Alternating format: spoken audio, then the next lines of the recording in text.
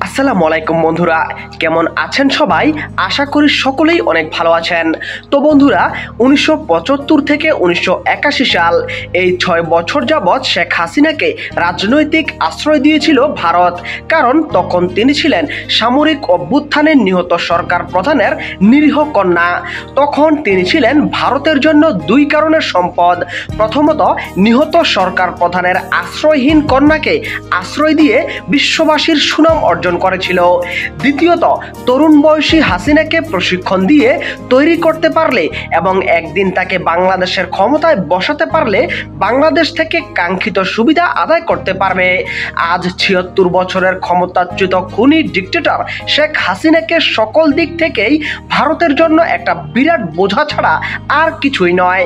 বরং ভারত যদি তাকে বাংলাদেশের ছাত্র জনতা সমর্থিত সরকারের হাতে তুলে দেয় এবং বাংলাদেশের মানুষকে সহযোগিতা করে তাকে বিচারের আওতায় আনার জন্য, তাহলে রাজনৈতিক এবং অর্থনৈতিকভাবে ভারত অনেক বেশি লাভবান হবে। স্বৈরাচারের বিচার কার্যে সহযোগিতার জন্য পৃথিবীর কাছেও ভারতের ভাবমূর্তি উজ্জ্বল হবে। দক্ষিণ এশিয়ায় এই মুহূর্তে নরেন্দ্র মোদীর ভারত বড় একা। নেপাল, শ্রীলঙ্কা, ভুটান, মালদ্বীপ কেউ তার পাশে নেই। পাকিস্তান তো চিরকালেই শত্রু। একমাত্র বাংলাদেশই বন্ধুরাষ্ট্র ছিল, যে দেশ থেকে অফিসিয়ালি তৃতীয় সর্বোচ্চ রেমিটেন্স আসে। কেউ কেউ বলেন আনঅফিসিয়ালি বাংলাদেশ তাদের রেমিটেন্স সংগ্রহের প্রধান বাজার। সেই বন্ধু দেশটিকেও নিশ্চয়ই একজন খুনিকে আশ্রয় দিয়ে হারাতে চাইবে না ভারত। আশা করি বুঝতে পেরেছেন।